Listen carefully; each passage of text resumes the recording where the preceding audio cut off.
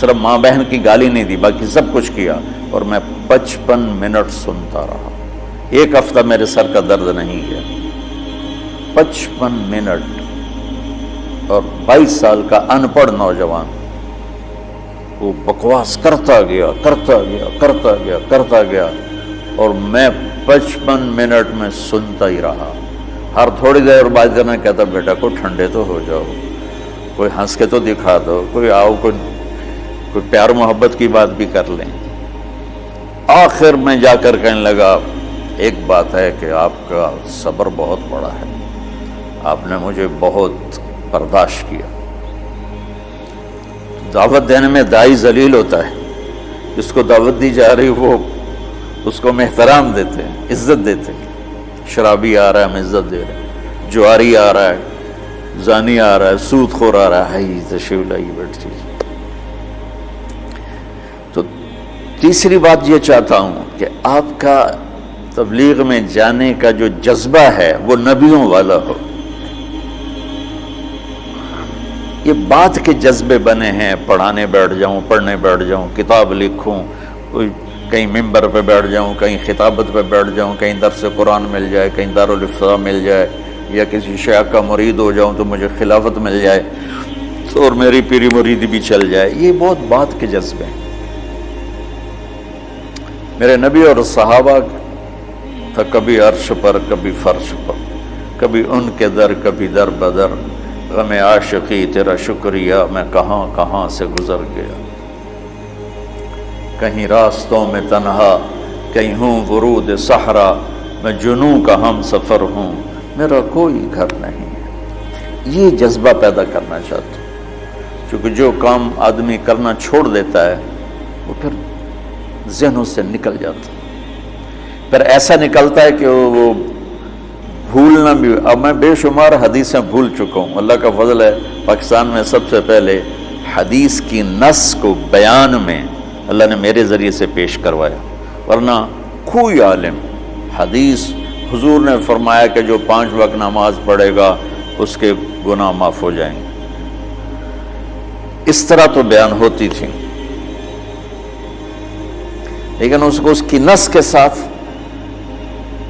من قام رمضان ایمانا و احتسابا غفر له ما تقدم من ذنبه۔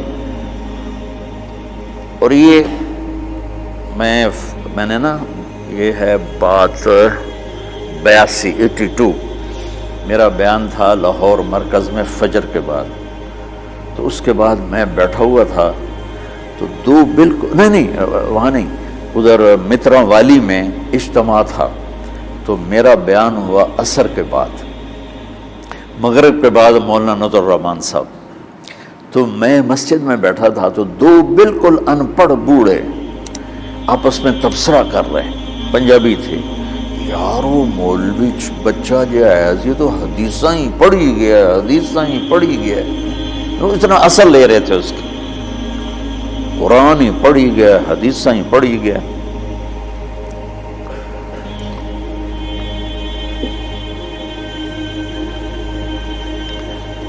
تو تمہارے تبلیغ میں جانے کی بشاشت وہ اس کا سبب نص قرآن ہو اور فرمان رسول ہو۔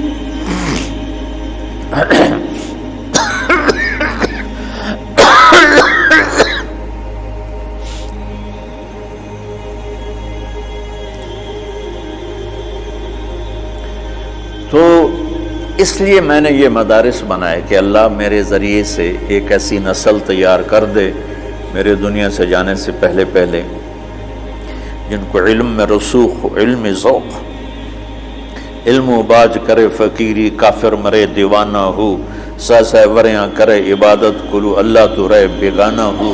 یہ سلطان بہو رحمت اللہ علیہ کا فرمان ہے کہ علم کے بغیر جو فقیری کرتے ہیں تو دیوانہ ہی ہوتے ہیں، پاگل ہوتے ہیں، شریعت کا ہی نہیں پتا تو فقیری کیا کرنا۔ ہمارا ایک دوست تھا، جب ہم لاہور پڑھتے تھے تو گدی نشین کے نا فیملی سے تھا، تو جب اس کے پاس پیسے ختم ہوتے وہ ایک مریدوں میں چکر لگا کے پیسے اکٹھے کر کے آ جاتا تھا. اب ہم تو باپ کے پیسوں کا انتظار کرتے تھے، وہ مریدوں سے لے کے آ جاتا تھا.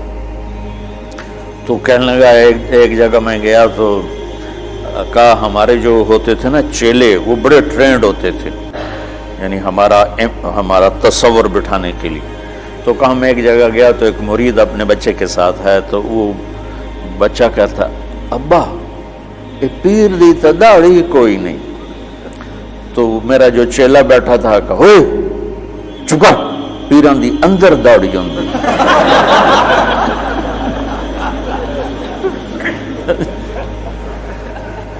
پیران دی اندر داڑھی ہوندی.